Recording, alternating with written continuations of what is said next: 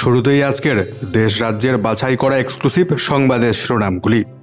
আপনারা দেখছেন আপনাদের প্রিয় বাংলা ডিজিটাল সংবাদ চ্যানেল রোজ বাংলা। কুয়েতে ভয়াবহ অগ্নিকাণ্ড, ঝলসে মৃত ভারতের ৪৫ নাগরিক। পশ্চিম বাংলার এক মৃতদেহ আসছে বিমানে কেরল এবং দিল্লিতে। ভয়ঙ্কর ধসে বিপর্যস্ত গোটা সিকিম, আটকে হাজার হাজার পর্যটক। বন্যার আশঙ্কা উত্তরবঙ্গের জেলাগুলিতে, জারি ইতিমধ্যে লাল সতর্কবার্তা। পেট্রোল ডিজেল আসছে জিএসটির আওতায়। নতুন ঘোষণা করতে চলেছে কেন্দ্রের নতুন এনডিএ সরকার। প্রচুর দাম কমবে এবার পেট্রোল এবং ডিজেলের। আধার কার্ড নিয়ে বিরাট বড় ঘোষণা, আরও 3 মাস বিনামূল্যে আধার কার্ডের এই সুবিধাটি পাচ্ছেন আপনারা। জামাই ষষ্ঠীর নামে ডেকে প্রেমিকের সাহায্যে নিজের স্বামীকেই খুন বধূর। অপরদিকে অভিষেক ব্যানার্জির মোবাইল নম্বর ক্লোন, গ্রেপ্তার ইতিমধ্যে 2 পুলিশ। কেন্দ্রের নতুন সরকার একেবারেই পঙ্গু, কটাক্ষ করলেন রাহুল গান্ধী।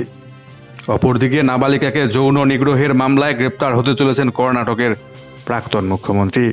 চন্দ্রবাবু নাইডুর শপথে অনুপস্থিত নীতিশ কুমার। এনডিএ জোটে ইতিমধ্যে শুরু হয়েছে ফাটল, কটাক্ষ বিরোধী শিবিরের। এছাড়াও আজকের জেলায় জেলায় তীব্র তাপপ্রবাহ, বিভিন্ন এলাকায় আবার ভারী থেকে অতি ভারী বৃষ্টিপাতের সতর্কবার্তা। আরও বিশেষ কিছু সংবাদ থাকছে। মোট আপনাদেরকে আজকে 23টি সংবাদ পৌঁছে দেব। জুড়ে থাকুন শেষ পর্যন্ত। চ্যানেলটিতে নতুন এসে থাকলে সংবাদগুলি নিয়মিত দেখবার জন্য চ্যানেলটিকে সাবস্ক্রাইব করে পাশের বেল আইকনে ক্লিক করতে ভুলবেন না। যে কোনো ধরনের মতামত কমেন্ট বক্সে লিখে জানাবেন। ইতালি পৌঁছলেন প্রধানমন্ত্রী নরেন্দ্র মোদী। তৃতীয়বার প্রধানমন্ত্রী পদে শপথ গ্রহণের পর এটি তার প্রথম বিদেশ সফর। 50তম G7 সম্মেলনে যোগ দিচ্ছেন প্রধানমন্ত্রী মোদী। এর পাশাপাশি ইতালির প্রধানমন্ত্রী জর্জিয়া মেলোনির সঙ্গেও দ্বিপাক্ষিক বৈঠক রয়েছে নরেন্দ্র মোদীর। ইতালিতে G7 বৈঠক বসতে চলেছে 13 জুন থেকে 15 জুন পর্যন্ত।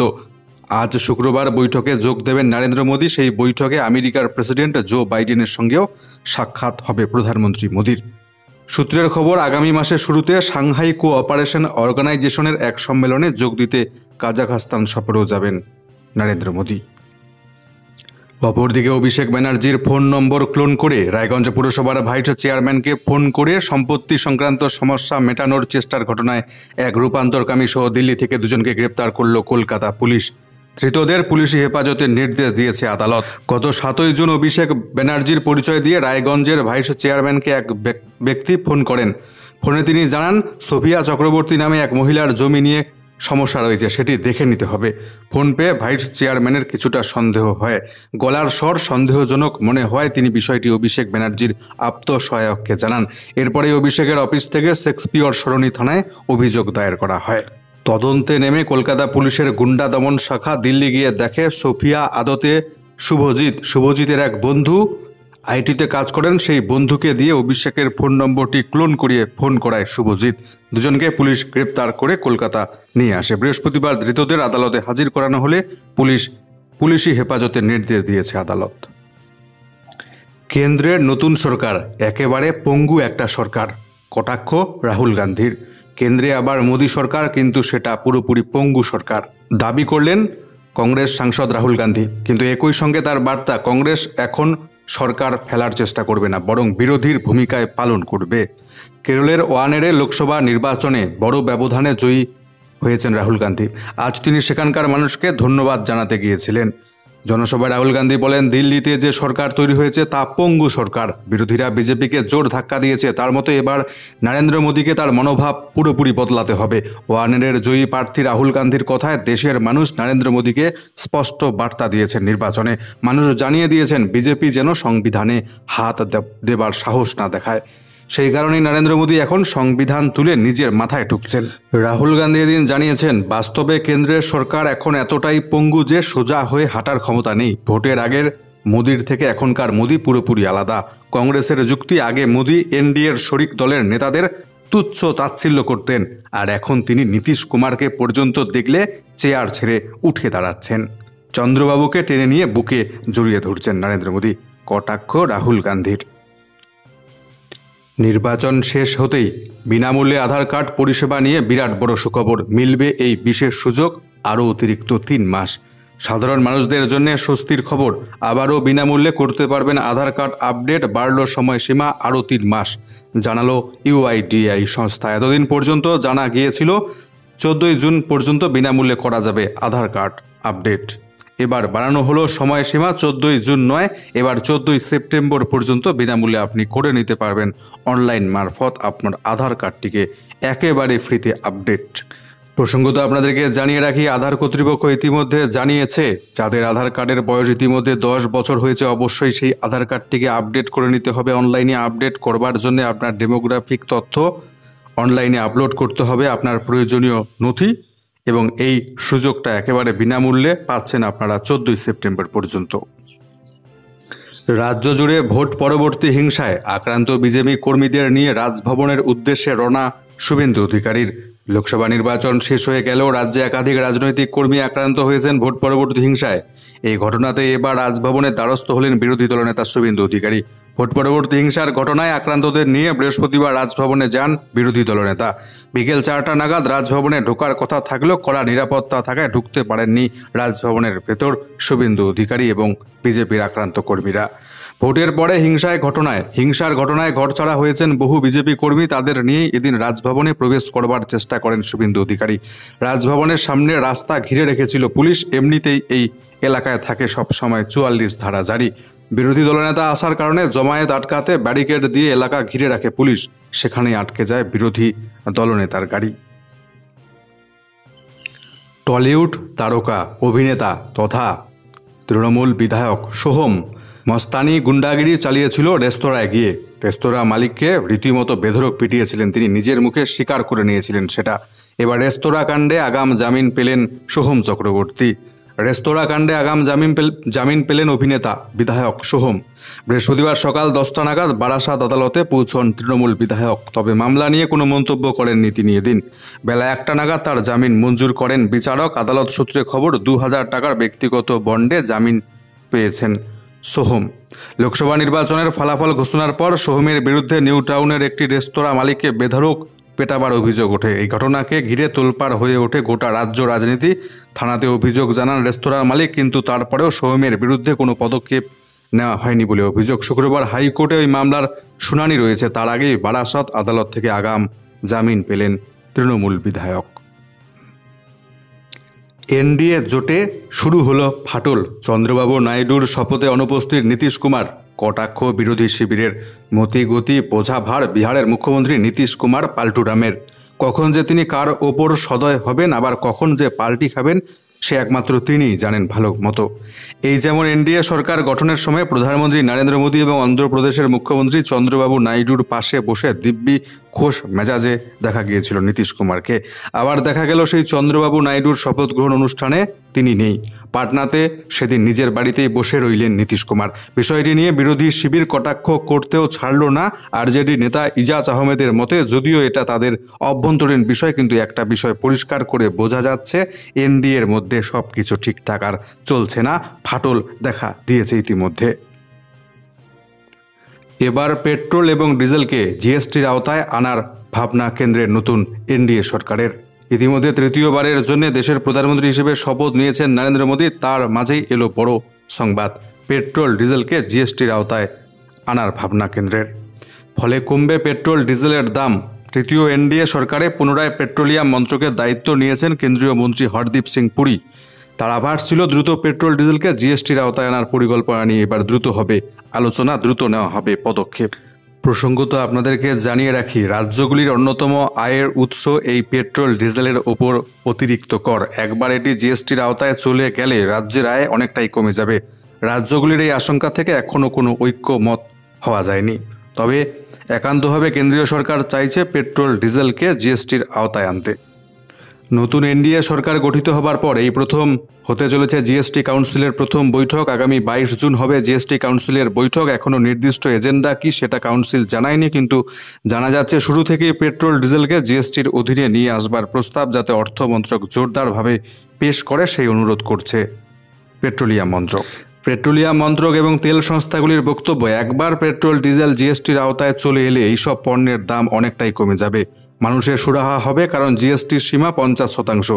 কিন্তু কেন্দ্রের ওই চাপে রাজ্যগুলি এখন আর সহমত হবে কিনা সেটাই ভাবার বিষয়। কারণ একটাই, রাজ্যের আর্থিক লোকসানের বিকল্প ক্ষতিপূরণ স্পষ্টভাবে ঘোষণা করা না হলে এটা হয়তো মেনে নেবে না বেশিরভাগ রাজ্য।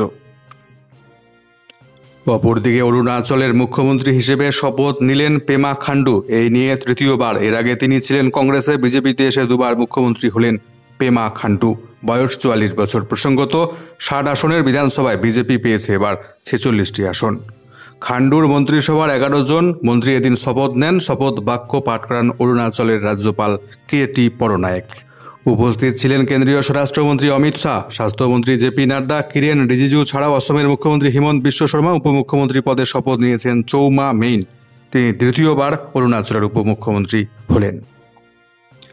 অন্যদিকে নির্বাচনী প্রতিশ্রুতি মেনে জগন্নাথ মন্দিরের 4টি দরজা খুলে দিল ওড়িশার নবনির্বাচিত বিজেপি সরকার। পাশাপাশি মুখ্যমন্ত্রী মোহন মাঝির সরকার পুরনো এই মন্দিরের রক্ষণাবেক্ষণ উন্নয়নের জন্য 500 কোটি টাকার বিশেষ তহবিল তৈরির কথা ঘোষণা করেছেন এদিন। বুধবার মুখ্যমন্ত্রী মোহন মাঝির মন্ত্রিসভার প্রথম বৈঠকেই এই সিদ্ধান্ত নেওয়া হয়েছে। ভয়াবহ অগ্নিকাণ্ড উত্তরপ্রদেশের গাজিয়াবাদে। 3 তলা বাড়িতে ভয়ঙ্কর অগ্নিকাণ্ডে মৃত্যু 5 জনের, যার মধ্যে 2 জন শিশু, আহত আরও 2 জন। জানা গিয়েছে বুধবার রাতে ঘটনাটি ঘটেছে বেতা হাজিপুর গ্রামে। সেই সময় বাড়ির সকলেই ঘুমিয়ে আচ্ছন্ন ছিলেন। আগুন দ্রুত ছড়িয়ে পড়তেই অনেকেই আটকে পড়েন বাড়ির ভেতর। মৃত্যু হয়েছে 5 জনের। ন্যাশনাল সিকিউরিটি অ্যাডভাইসার, অর্থাৎ বাংলায় যার অর্থ জাতীয় নিরাপত্তা উপদেষ্টা, পরপর 3 বার এক ব্যক্তির উপরে আস্থা রাখল মোদী সরকার। এই পদে পুনর্নিয়োগ করা হলো অজিত দোভালকে। নরেন্দ্র মোদীর তৃতীয় দফা এক অর্থে থার্ড ইনিংস অজিত দোভালের জন্যও। প্রাক্তন গোয়েন্দা কর্তাকে NSA পদে বসালেন নরেন্দ্র মোদী। বৃহস্পতিবার বিজ্ঞপ্তি দিয়ে কেন্দ্রীয় সরকার জানিয়েছে পুনরায় জাতীয় নিরাপত্তা উপদেষ্টা পদে অজিত দোভালকে নিয়োগ করছে কেন্দ্রীয় সরকার। এই নির্দেশিকা কার্যকর হয়েছে 10ই জুন থেকে। চলতি বছর হচ্ছে না রাজ্যে বিশ্ববঙ্গ বাণিজ্য সম্মেলন। গত কয়েক বছর ধরে আয়োজিত হয়ে আসছে বিশ্ববঙ্গ বাণিজ্য সম্মেলন। গত বছর নভেম্বরে এই বাণিজ্য সম্মেলনের আয়োজন করেছিল রাজ্য সরকার।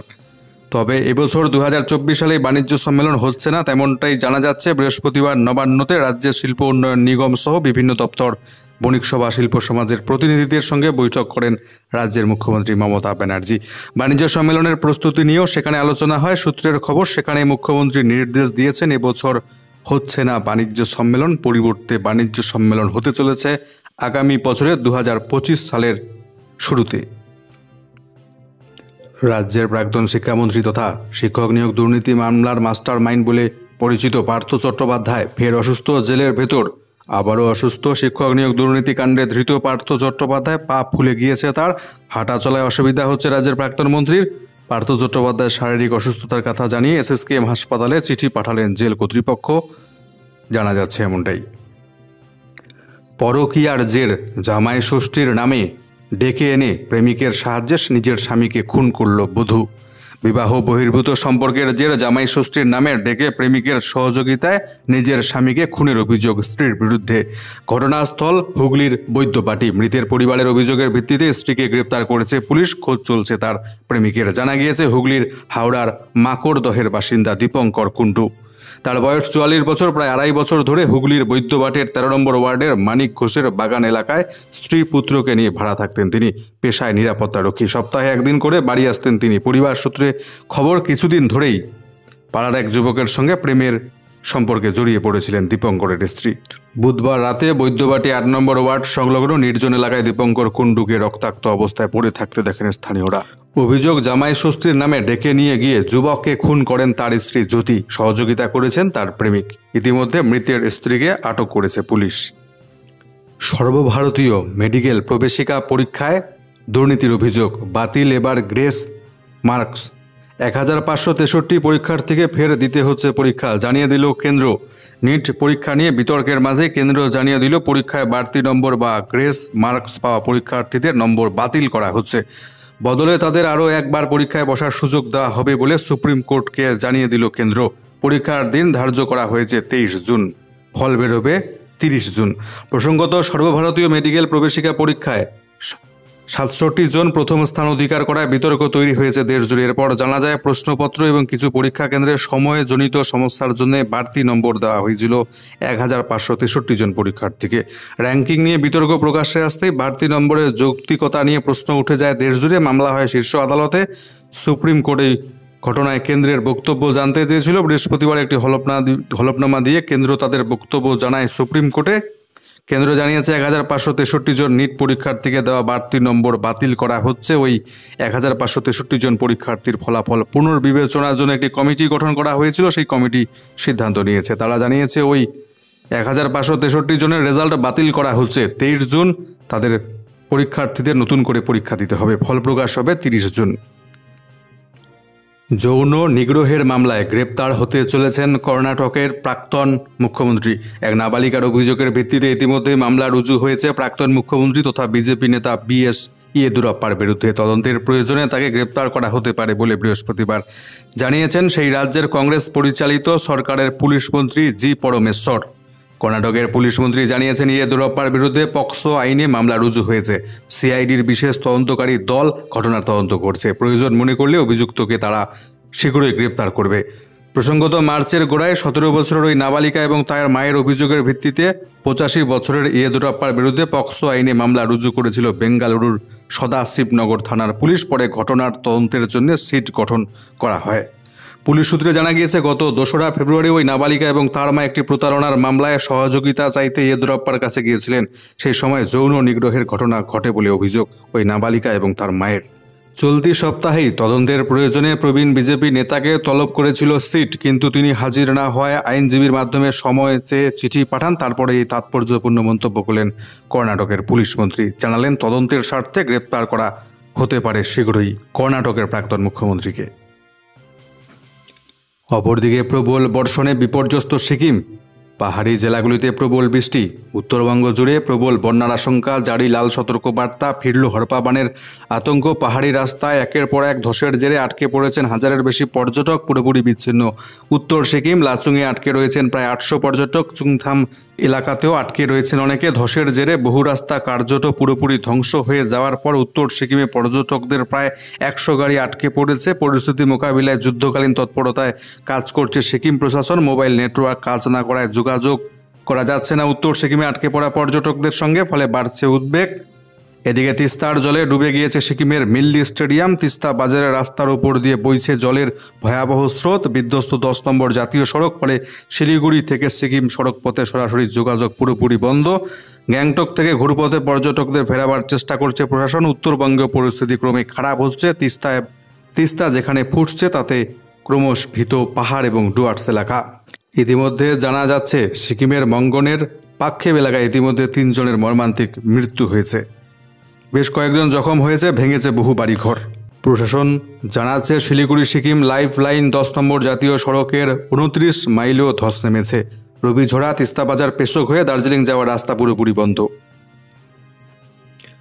আজ উত্তরবঙ্গের জলপাইগুড়ি, কালিম্পং, আলিপুরদুয়ার জেলায় ভারী থেকে অতি ভারী বৃষ্টিপাতের সম্ভাবনা।